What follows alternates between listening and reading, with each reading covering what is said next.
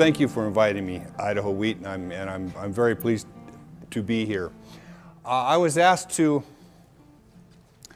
show some slides, so I brought a bunch of slides, for the introduction. And I have a slide here that I have. It's a dual slide, okay? So that should get it going. I'm asked to give a presentation in regards that hopefully will give you some information about what we look at from the flour industry, the flour milling, and the bakery part. I grew up in the bakeries. Teresa mentioned that I've got some time at Cargill, also at General Mills, and at Peavey, in the Midwest. I'll go into 6 areas here. Wheat comments, flour from wheat, the variety name. I have some ideas in regards to the variety name. Soft wheat flour performance, hard wheat flour performance, and my harvest conclusions. So hopefully within this we'll have about 30 slides and we'll go through this, okay? My first slide, of course, is the wheat itself. We'll have the dark northern spring. I like this because of the color range of it, okay? It's, in regards to that. Everyone here knows this, but that's, it's a nice little color picture for me. The milling, we have whole wheat, of course, there's the wheat, there's the whole wheat, flour, the brands and the shorts. Pretty basic, okay, where we are. Interesting, now that this is up here, we're getting more money, or the industry is getting more money making whole wheat flour. We don't have to separate it. So we get more money for selling whole wheat flour than we do for that. It's less energy. It's easier to pack. It fits in the bag easier. We don't have to separate it. We don't have to sell the brand. We don't have 3 or 4 different products. Okay? When we get in the milling part of it, you understand, if you've ever been to a flour mill. I don't have any pictures of a flour mill, but if you've ever been to there, this will give you a nice presentation. Okay? We always look for the flour percentage from the wheat. What percent flour are we going to get from that wheat? We call that the patent and then the yield. The extraction and the dry dirty yield. I'll have some ash curves, what we call ash curves of Idaho wheat, Idaho and Brundage.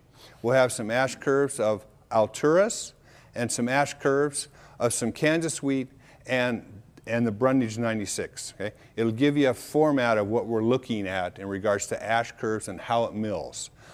These are done on experimental mills. It gives us an idea, should we be involved with this type of wheat for our mill itself or another mill. What we have here is a basic slide out of a book. It gives us an idea of patent flour, extra patent flour example. 40% of the flour of a wheat of this flour would be used for cake flour. So what are we going to do with the other parts of the flour? If in fact, because cake flour being white, low ash, it's a low percent of the flour, so what are we going to do with the other part of the flour? So that's something that we've dealt with over the years in regards to that. Patent flour, short patent flour would be a pretty fancy bread flour, something that the McDonald's people would like, strong, white. It can do a lot of different products or high-speed products, okay, which I'll get into a little bit later. The long patent flour down here, a high percentage of the flour from it, high ash, kind of brown in color, like a pretzel. A pretzel flour would be high ash. It doesn't have to ferment. There's no specific issues in regards to yeast or things of that nature. It's quick, it's easy, and it's cheap. That's what they're looking for. Okay? Definitions, percent of good flour produced from the wheat, that's the flour patent percent. That's what we're looking for. We're looking for a high percent flour. Higher the better, 70%. 72, 75, but 70 is minimum. We really like 70 on a commercial mill. Okay?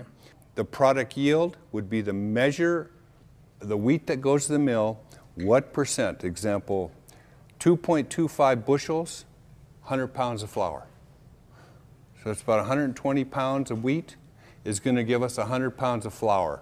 We have 20 more pounds of product that we have to deal with, bran, shorts, feed. Okay? That's what we're looking for. Extraction, again, same thing, 70%. Dry, dirty yield, we'll remove the water from the mill, from the wheat. Okay? The incoming wheat moisture, the finished flour moisture is 14. When you buy flour, it's based on 14% moisture. We try and get it about 13.5. It's very difficult this part of the region because of the dry in August and the wet in January, February. So our moistures change.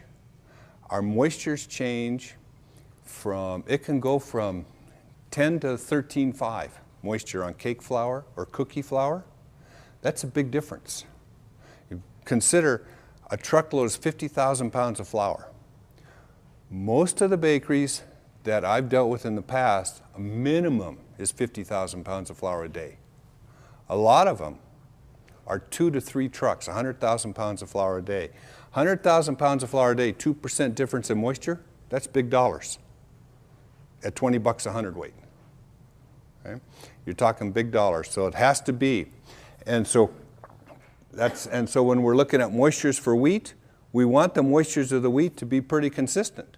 Because if it comes in at 10 one day and we get another batch that comes in at 12, we have to blend that to 11, temper it to 14 and a half, usually 15 and a quarter, because when we mill it, the flour has to be 13.5. We lose moisture in the milling process. And it can't be soaked wheat that goes to the mill because that will clog the mill up. The flour still has to flow. We still have to flow. Okay?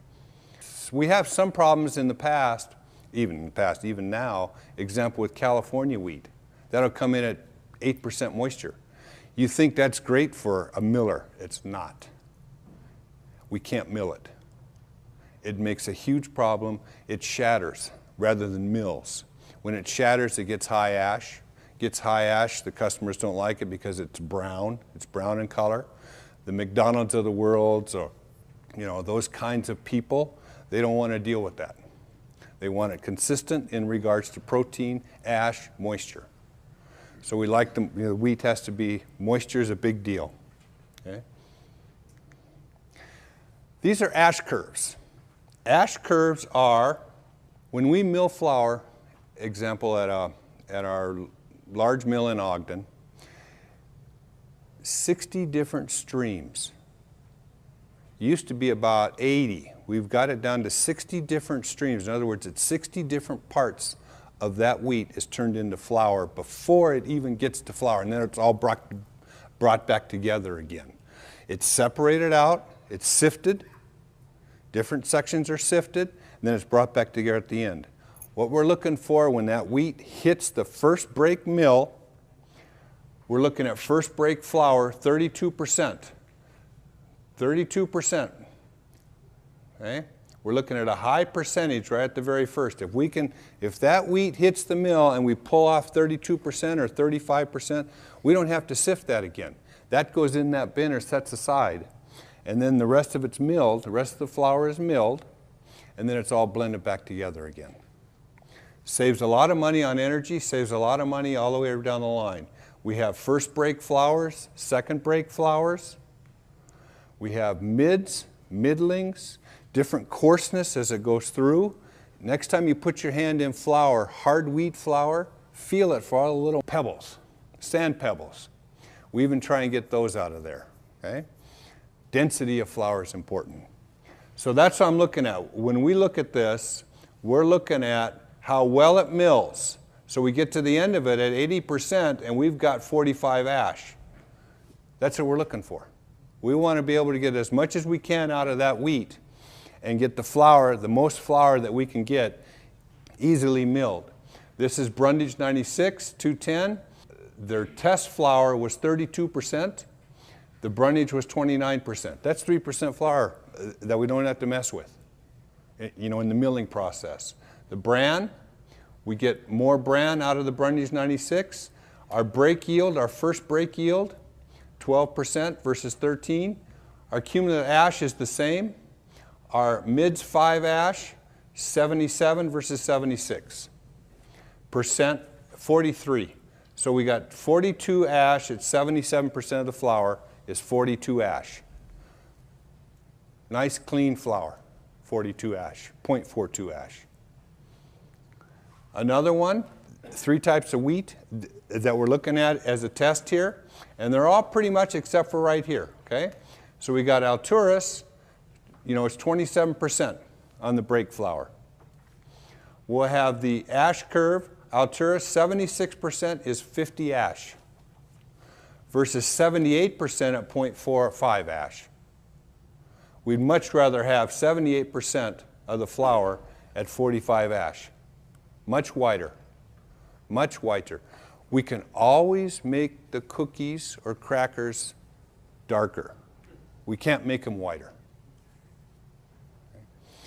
Okay? And darker takes more water. More ash takes more water. When we add more ash, we add more water. If we add more water, we have to bake it out. Crackers are low moisture. Cookies are low moisture. We don't want, the more moisture we add in the dough, the more moisture we have to bake out, the more energy we have to use. And the more cleaning we have to do for dampers, okay? For water. Water is important in bakeries. Same with bread. The more water we add to the bread, the more water we have to bake out of it. Okay? So that's very important. I did this one here of a Kansas one. Okay? Same type of deal. Even though the whole wheat ash is 1.3 and 1.3, we still have 77% at 42 versus a Brundage 77% at 52. Big difference, huge difference, right, in regards to this. Okay? We could say Brundage is a nice wheat, but it's a difficult mill for milling. We really have to watch. We have to set the mill up accordingly, and then we can't change. Okay? And we're talking 10,000 hundredweights a day of flour, 1 million pounds a day. That's that's an average. I mean, that's just starting is 1 million pounds a day for a flour mill.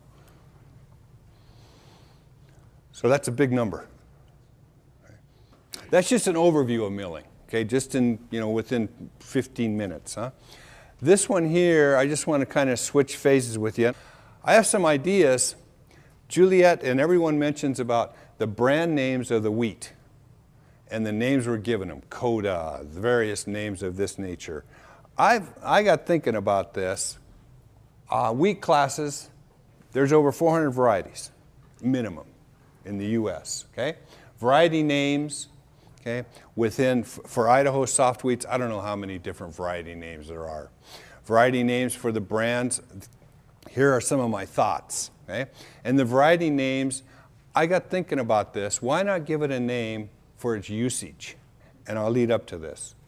We have soft, hard, white, hard red, and durum. We'll know that the softs are the winter wheats and they get graded. The white wheats, we have hard white, we have soft white, white club, and western white. We actually still do some western white that gets exported out of Portland.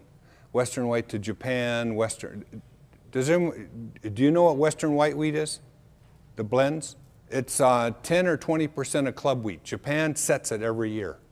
Japan sets that grade for western white.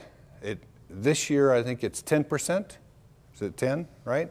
10% of club wheat added to soft wheat ords, and they grade it as western white. Japan uses that for their cookie crackers. Japan doesn't chlorinate. Japan doesn't they don't add a lot of chemicals, things of that nature for their cookies. And their cookie and cake products are different. They don't have the General Mills type cakes there that we have here, those big fluffy cakes. They have sponge cakes and this, small, the jelly roll type cakes and their soft cookies. Right? So that's a western white. Then we have hard red, which are springs, dark northern, northern, and the Durham flowers. Okay? So that's just a basic slide. I'm sure all of you, everyone here knows about this. Okay? Here's what I had about the P&W. At the P&W meetings every year for the past 20, we score all these wheat varieties. They're milled, they're baked, they're sent out to various companies, and they're baked and they're scored. But the names, Catlow, Alturas, Louise, Stevens, and they even got numbers, L10, Bitterroot, okay? So these, I put this here just for the variety names, soft wheats, okay? And then of course here's their protein, moisture, ashes, things of that nature, okay? I do their cookie scores, 6 cookies, we bake them off, set procedure, 6 cookies, we do the spread of 6 and the height of 6. So now we have a spread height ratio, critical. When you're running on one line, 3 dozen cookies a second, they have to fit in that package at the end of the day, right? They have to all fit in that same kind of package. The packages are the same size. Oreo packages are the same size. Those cookies have to be the same. They have to have the same tensile strength. The Archway cookies, 6 or 12 in a package, have to be the same size, cellophane. They all have to be the same size. Spread height ratio, critical.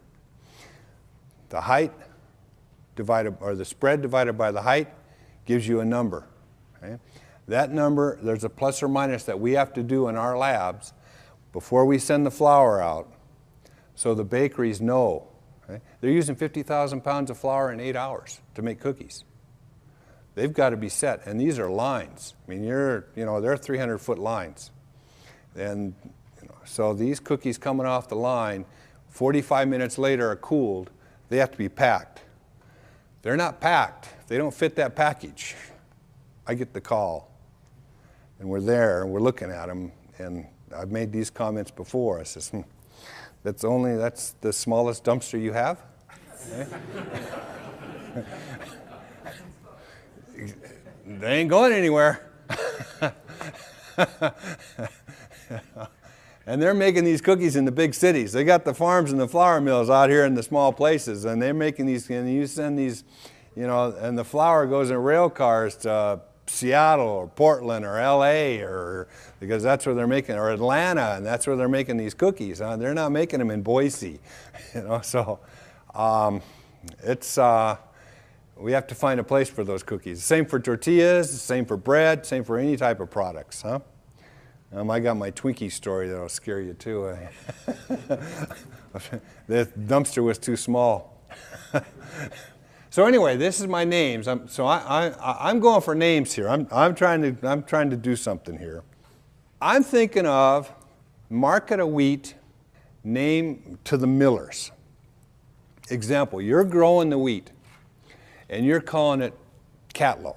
Well, that doesn't do a miller any good. He doesn't know what Catlow is. And the merchant that you're selling it to doesn't, that doesn't mean anything to them either, okay? And then the next step is develop a brand that gets to the manufacturer. Last week, Pepperidge Farm. You all know, right? It's a goldfish, right? Just got the expansion.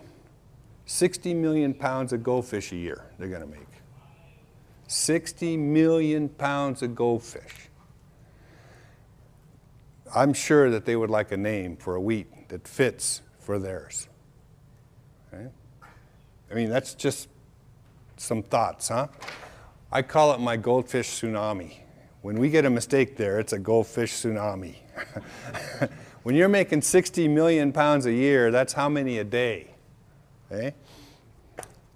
So, and if anything goes wrong, you don't have a dumpster big enough. That's one line. He said one line is 30 million pounds. I mean, they do like 50,000 goldfish a minute. Okay? I mean, they're knocking them out. So, I'm throwing something out here to talk about for this group. I'm in regards to step beyond the milling part of it, and now I'm in the bakery part of it, and and throwing something out for for the growers. Look, you don't want to change your name, huh? You're working on that name, aren't you? So, example, I mean, when you think about this, Brundage, yeah, that's great for a soft cookie. So why can't I have a soft cookie wheat 1, soft cookie wheat 2? It's just some thoughts, huh? Alturas is great for cookies too. Rotary molded, the dry cookies. Okay? They like that. The dry cookies is different than a soft cookie. Totally different. Right? Catalto for noodles. Eltan, noodles. It's great for noodles. Noodle 1, noodle 2. I mean, that's where it's going to go. That's your market for a certain type of wheat is for noodles. I mean, and so when the Japanese come through or the Asian customers come through, you know, you have a noodle wheat. No, that's the name. Oh, okay. Stevens, all soft, and Penny Wawa for cracker. Great for cracker. So those are just some thoughts to think about. Eh? An extra deal there. Waxy wheats. I put this in just to kind of do a little change up in regards to that for people to think about as you're growing. This is what the milling industry is looking at, all these different kinds of things. Huh? We're looking at waxy wheats, increase our softness without adding shortenings and oils. If we can do that to flour, to bread, from flour, that'll save all the way around, save on the trans fats, save on the cost of oils, save on the cost of fat, and still keep the bread soft. It may help, especially on the artisan breads, which are low in fat already. 1 to 2% artisan bread that has, like a 12-hour fermentation. They're looking for that soft interior, hard crust. That may help. Okay? Amylose is black in iodine. In other words, that's how we test it. Korean noodles like Eltan and Alturas. So when you're coming through, I mean, if you think about this as a name, that's what we're looking at. I mean, I know at one time we actually shipped, meaning Idaho, shipped some Eltan specifically to a customer in Asia, and they liked it. Okay? Partial waxies for increased swelling, pancakes, waffles, batter, corn dogs. Huge, huge line of products for that. Great line of products. Your premix companies would love that. Cake donuts that you eat every day. Okay? Your Dunkin' Donuts, huge on cake donuts. Okay? Alturas, the growers like. Alturas, 68% milling extraction.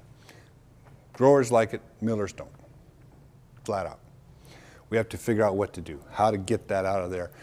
And because it's 68% versus 72, we're losing 4%. Millers can't lose 4%. I mean, they live on 1% margins. Right? With the Penny Wawa at 62, that's even worse. But at least it's consistent. So if we bring it in, we get it, and we know what we have. Right? Then we can do something else with that, which is, if it's always the same, then we could do something else. We get that 62% here for your cookie cracker, and that extra 8% over here, we can put that off for your pretzel. Even though we're losing money on it, we're not losing, it pays more than feed. Right? So we're getting something else out of it. Okay? Here's what I mentioned on the flour squeeze. And when you go home and you squeeze, seriously, it's something that I show the bakeries. Take cake flour, go buy a box of cake flour, $2, take it home, along with your all-purpose flour that's in the store in the bag. You squeeze that cake flour, then you squeeze an all-purpose flour, and then there's bagel flour or pizza flour, which is high protein. You squeeze that. Okay? They're all the same moisture, but the density of the flour is different. The particle size is different. So that makes cake flour bind up. It feels like it's sticky. A lot of young bakers they'll complain when we ship them flour, and they'll go there and they say, well, the cake flour is sticky. It has more moisture. It doesn't flow as well. It hangs up in the sifters. And it gets little balls in the sifter. I said, that's because of the particle size of cake flour. It's finer. It's like powdered sugar. It's still the same moisture as granular sugar, but it's powdered sugar. And so when you squeeze it, it binds up. Versus pastry flour, is a little bit more coarser. Remember I showed you the earlier slide about the percentage of patent flour. Okay? So we have a little bit more ash in pastry flour. It makes it a little coarser. When you squeeze pastry flour or regular cookie flour from a bakery, and you can go in the bakery and do that. I'm sure the neighborhood bakery will let you go do it and squeeze the cake flour, pastry flour, and then the bread flour. And even the bagel flour, ask me if he's got a high protein flour. When you squeeze that, you'll feel the little balls or the little sand pebbles in it. Because the wheat's so hard, it's hard to mill all that to fineness. And you don't want it that way. Because you still want some coarseness in there for fermentation. Because bagels are ferment. They ferment a long time. You know, after you make them, they'll ferment at least 6 hours. Some go 12, some go 24. Okay? So that's something to look about. Soft flour performance. The first thing I do when I go to the bakery, I squeeze the flour to see make sure it's cake flour or pastry flour, so I have a feel. Yeah, in any bakery you go into, to make sure it's the same flour. It's not a different flour that I'm going to be working with. Bleach. Here's something where you can go home, and I think I got a couple more pictures about this. Cake flour with bleach flour, and I got cookie with bleach flour also. 2 ways to bleach: chlorine gas at the flour mill, or benzoyl peroxide powder, the same powder that they put in Oxy 10, or for your face. It's a powder. It's about 7 grams per hundredweight of powder. 7 grams puts on 100 pounds of flour, and it'll turn that 100 pounds of flour a little whiter over a 24-hour period. Oxidizes it, turns it a little whiter. Okay? For chlorine gas, we add the chlorine gas at the flour mill, usually about 1.5 ounces of gas per hundredweight of flour. As soon as it's sprayed on, it changes the pH of the flour, and it turns it white. There's no residual effect. There's nothing on it. The only way you can tell if it's chlorine gas is by taking a pH. So when your mom, way back when, bought flour and she says that flour doesn't work to make bread very well, she probably bought all-purpose flour that had chlorine gas on it. Or that flour worked great to make tortillas, but I can't make bread out of it. It probably had chlorine gas, a little bit of bleach, keep it white, and then it has a different effect on it because it denatures the flour. But when we put benzoyl peroxide on it, the label still says bleached, but it doesn't do anything to the flour. It doesn't have any performance whatsoever effect on the flour. So she's still buying bleached flour, but she bought bleached flour chlorinated versus bleached flour benzoyl peroxide powder. They both say bleached, and they both react differently. In the military, they used to have all-purpose flour, and that all-purpose flour could be used for cake, or a bread, or a cookie, and that's chlorinated. That was, back in the 40s, 50s, and 60s. Nowadays, they just put powder on it, and it doesn't make a cake, which I'll show you later. I talked about the drying. Okay? The drying of the wheat's critical, and we want it to try and be the same all the time. Okay? So when I talked about this, for the texture of the flour, remember I showed you the one about the texture of the flour, this just goes over that again. It just says that the different flour difference has different particle size in the milling process, which gives it a different texture in the flour itself. Okay? Still the same moisture. Okay? The soft wheat is just a finer particle size than hard wheat. And when you squeeze it together, it'll hold together. Okay? Hard wheat, more free-flowing. It seems like it has less moisture, but it in fact does not. And the spring wheat, of course, I just want to say that again, you can squeeze it as hard as you want and it won't hold together. That flour, and it's still 13 moisture. I talked about ingredients in regards to bleach. I'll just give you another thought in regards to what we look for on ingredients for flour. When you buy your bread, you have 2 types of enrichments, a reduced iron or a ferrous sulfate. Makes a difference. Reduced iron, sometimes you'll see some hamburger buns or bread with little teeny pin black spots on the top, the size of a pin. That's because they're using reduced iron. The reduced iron, the iron particles haven't dissolved yet. They've changed the process, something's happened within that process, and there'll be little black spots. We had it on some bagel products years ago. A customer bought a bagel company, and they were taking ferrous sulfate, which does not have iron on it, and the new owner says, my label says reduced iron, so we had to put reduced iron on it, and he made his bagels with reduced iron. He had black spots everywhere. Everywhere. I mean, they looked like they had measles. It was everywhere. It was just terrible. We go in there and say, well, that's what's going on. So when you look at your label now, when you buy your bread, some products have ferrous sulfate, some products have reduced iron. It depends on the process, it depends on the product, okay? But it's something that, you know, that we're aware of, and I just want to bring that to your aware also. I talked about the bleach, benzoyl peroxide powder versus chlorine gas. Very important in regards to how your product's going to perform. Critical. BZ powder has no effect on baking. Chlorine gas has a major effect. Major effect. That's why some flour mills can't make cookie flour. They can't chlorinate. Some flour mills can't make cake flour. They can't chlorinate. If you can't chlorinate, you can't make cake flour for the General Millses and the Pillsburys and the Duncan Hines of the world. Okay? This is what you're looking at. pH 6.0, which has no chlorine at all. Natural flour. Okay? Flat.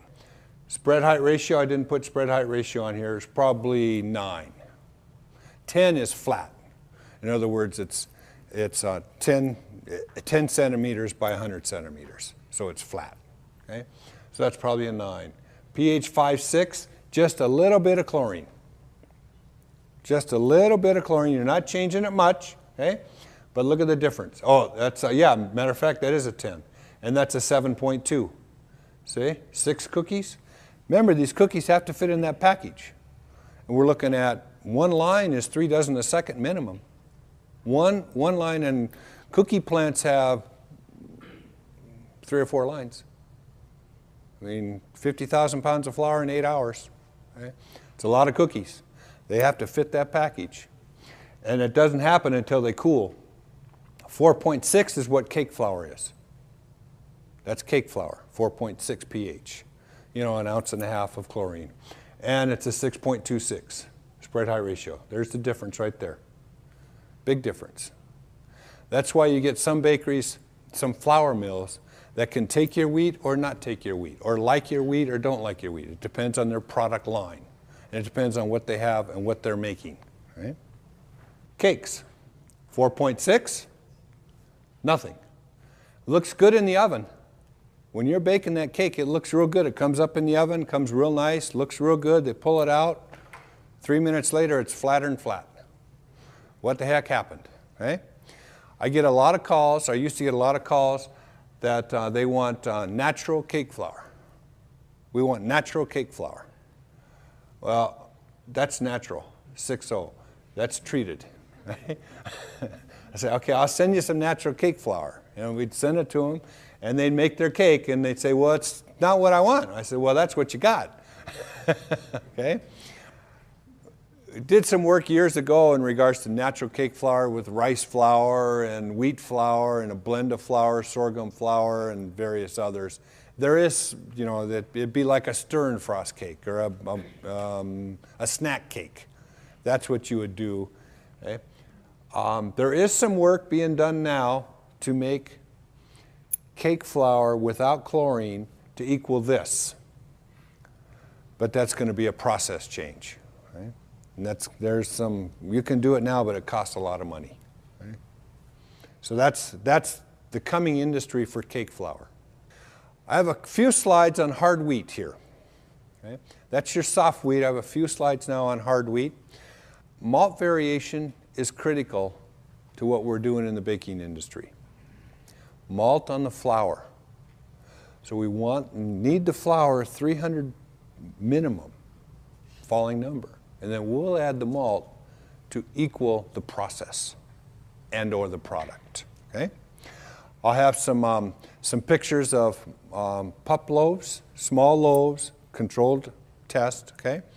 I have some barley malt comments and why I like, or the industry likes, strong flour. We can always make flour weak. It's difficult to make it strong. Malt flour. 62 falling number, 250 falling number, 400 falling number. Too much malt. You're all aware of falling number, yes? Falling number is we add, we're checking the enzymes, which we'll go through a little bit later. I didn't want, okay. It's something that you have to ask your extension office and Idaho wheat and follow up on falling number. That's what we look at in the wheat, what the falling number of the wheat is, and of course the flour. Okay? This process is a straight dough.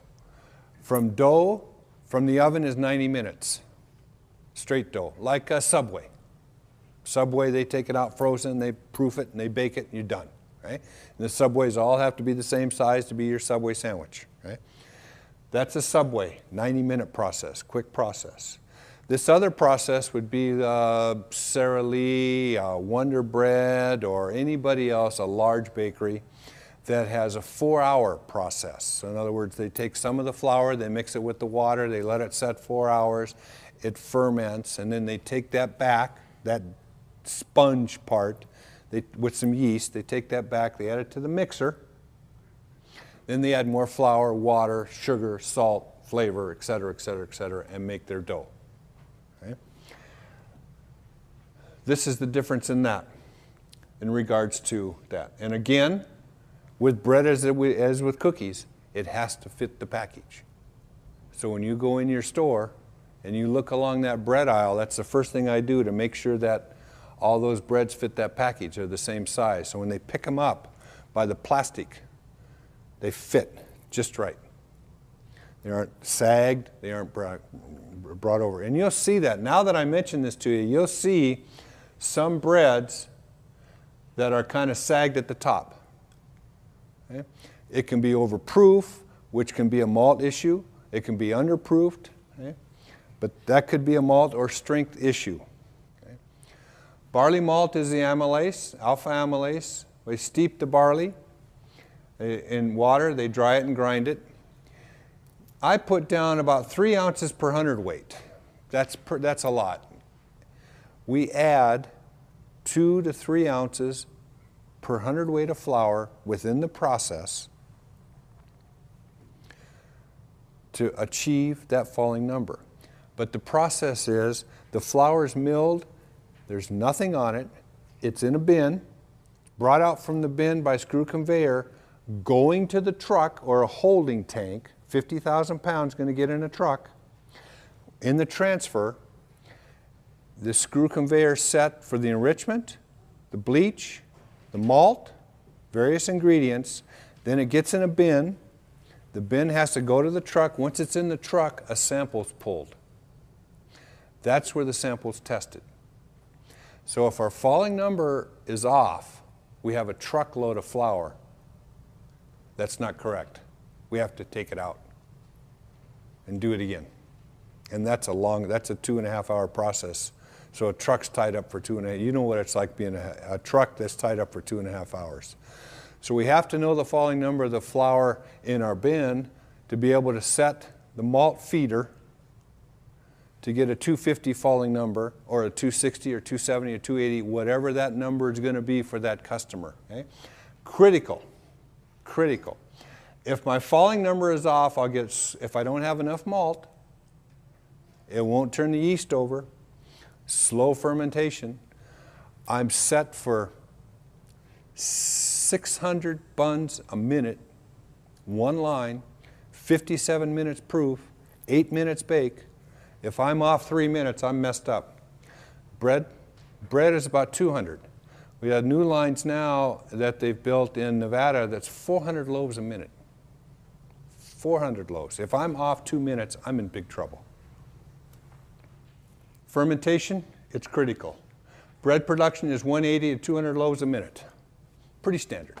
Pretty standard in a bakery nowadays. Bun production, 400 to 600 units a minute. Pretty standard. One line. One line. I don't know too many bakeries that are one line. There's one currently that's working in Southern California that's 30 trucks a week. 5 trucks a day. 250,000 pounds making one product. 250,000 pounds of flour making one product a day. That's a lot of buns.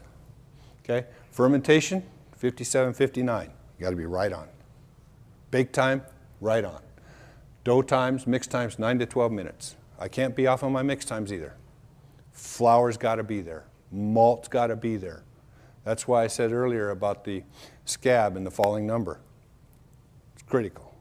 It's critical. Bake times are constant. You know, a minute here, you don't have a minute to play with. You do not. Okay? Strong flour. Here's the strong flour comment. Very much in favor of strong flour. I can always weaken my flour by malt. If I want to make a bun with it, I can weaken it up. Instead of a 250, I can have a 220. Okay? If the operation isn't set for, even for bagels. Bagels are real tough, strong dough. The dough is harder than this table. Okay? It's tough, it's hard. Okay? But it needs the malt in it to ferment. And that's why bagels, when you cut them open, they're nice and hard inside, hard crust inside the interior's solid, okay? So I can change the malt. Okay? So I can change the malt number, okay, to get a little softer.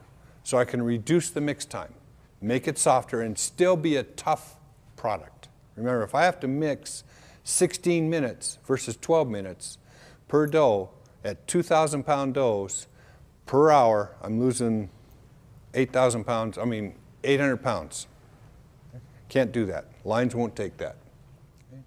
The last slide is for ascorbic acid. It does something for flour. What we're looking at are buns here. These are Kaiser rolls that I've done. And 50 parts, legal limit in the US is 200 parts per million of ascorbic acid.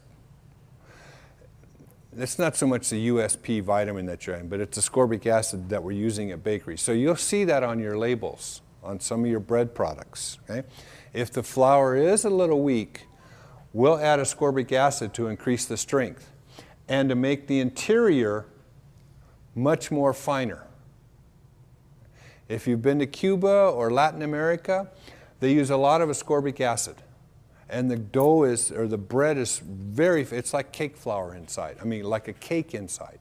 It's very clean, very smooth.